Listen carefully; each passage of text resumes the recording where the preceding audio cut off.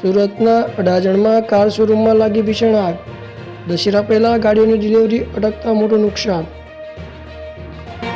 માતાની મઢ ખાતે યોજાયેલી પતરી વિધિમાં રાજવી કુંવર પ્રતાપસિંહજી હનુમંતસિંહજી જાડેજાએ માના આશીર્વાદ લીધા.